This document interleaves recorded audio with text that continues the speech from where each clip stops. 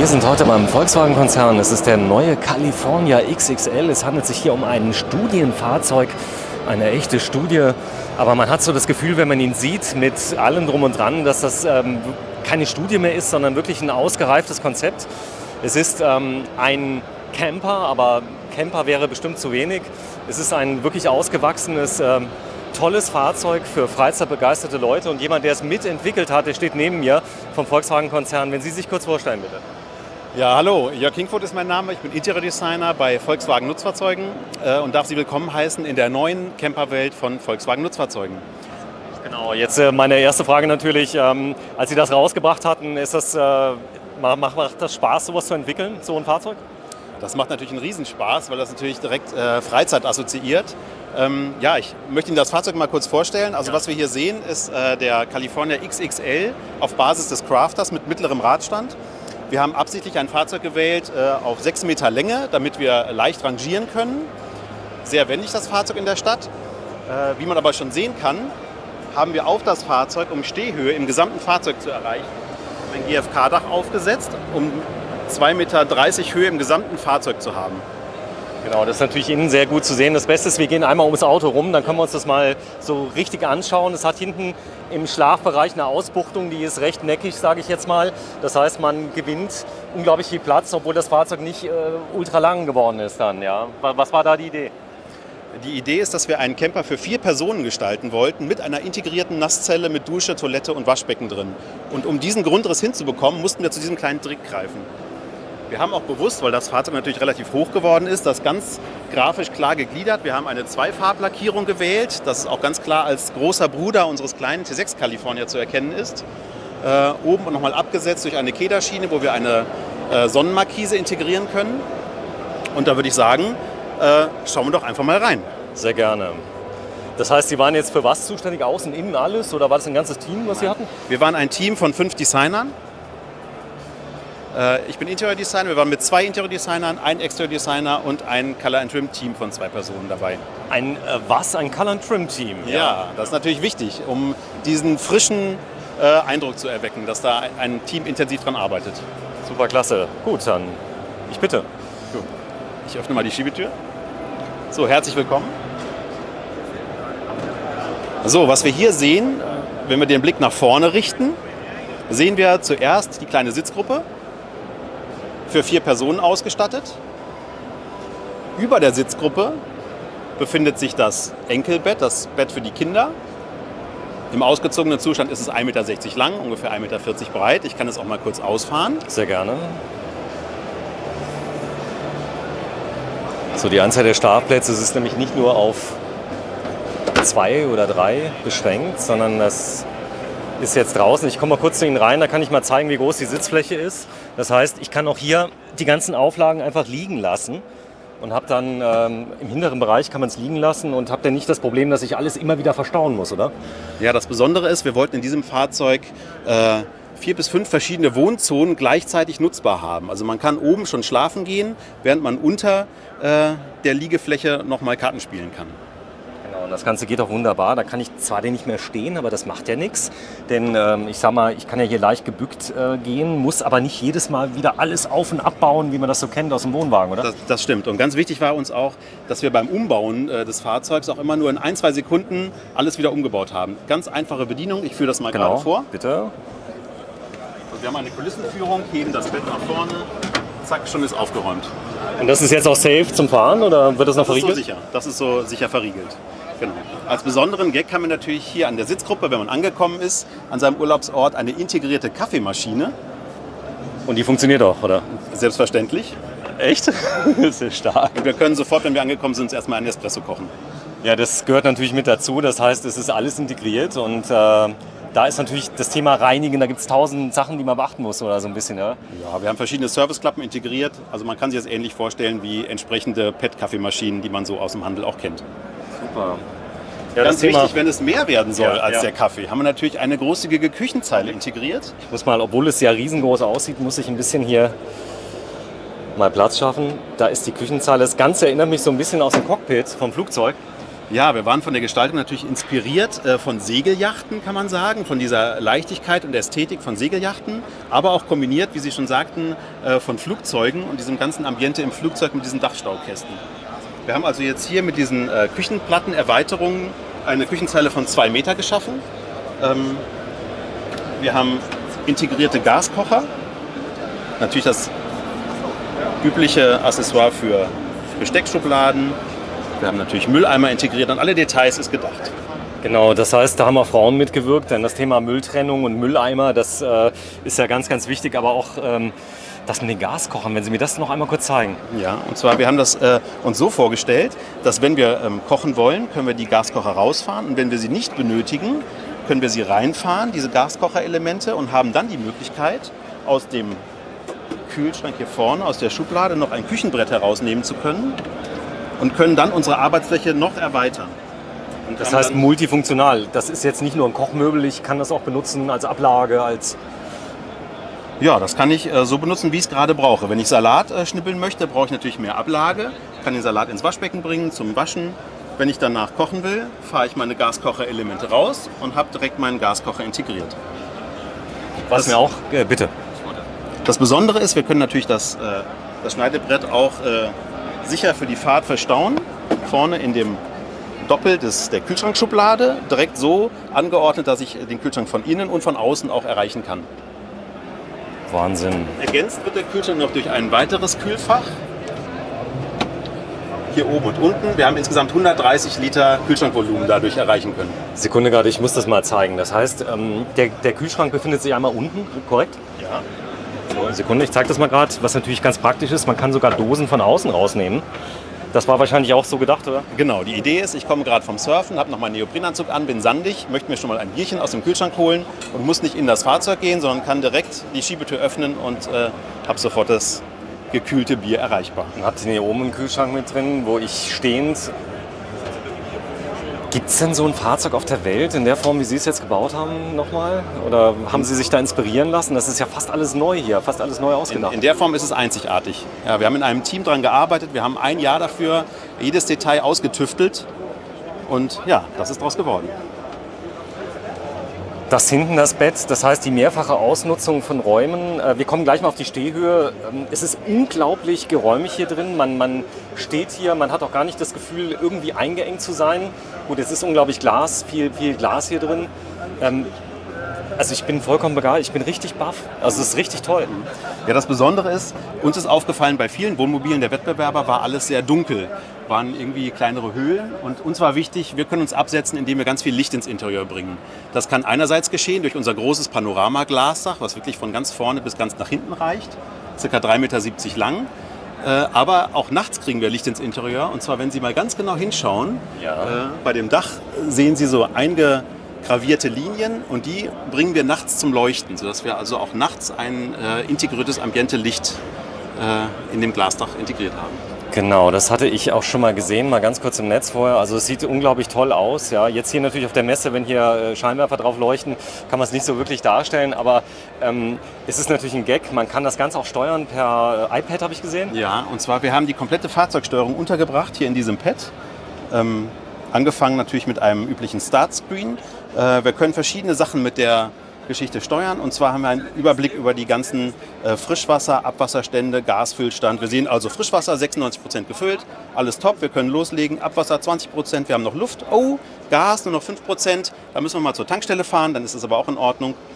Wir haben einen Überblick über die Bordspannung, wir sehen, ob Außenanschlüsse noch angeschlossen sind und wir haben durch ein integriertes Luftfahrwerk an der Hinterachse eine Niveauregulierung. Wir können verschiedene Temperaturen einstellen, Klimazonen. Wir haben eine integrierte Fußbodenheizung, einen Überblick über den Wasserboiler. Da kommen wir nämlich gleich noch zu. Wir haben ein integriertes Badezimmer. Kühlschranktemperatur können wir einsehen.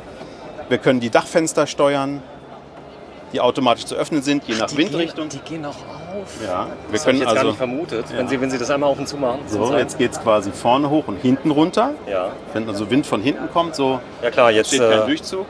Das ist praktisch vom Meer weg. Ich kann das Ganze natürlich auch umdrehen. Ganz wichtig ist die Entlüftung für Badezimmer und Küche.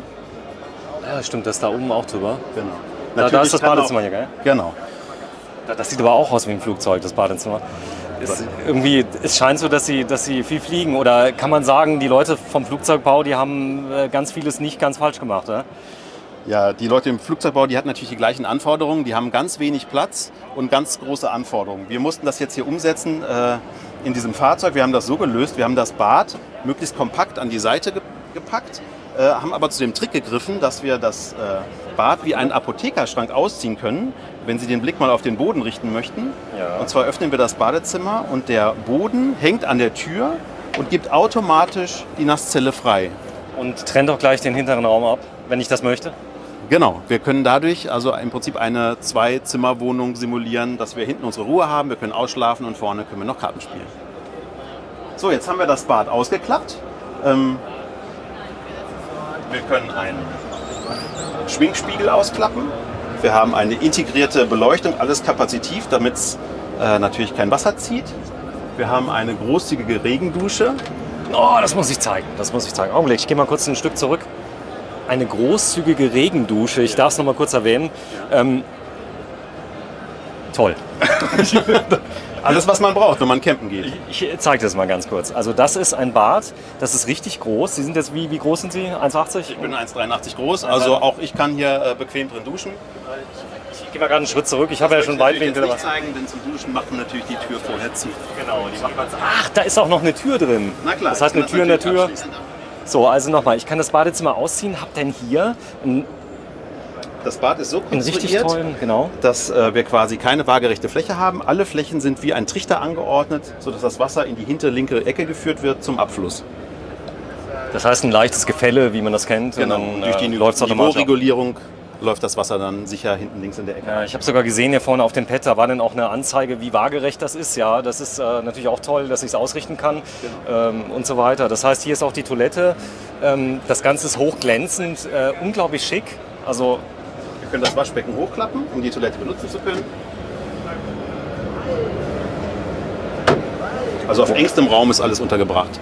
Wir können sogar die Nasszelle stufenlos verkleinern. Wenn man zum Beispiel auf Toilette gehen möchte, kann man das Bad auch auf eine halbe Stufe bringen und auch noch vor der Nasszelle vorbeigehen, wenn man in das hintere Bett möchte.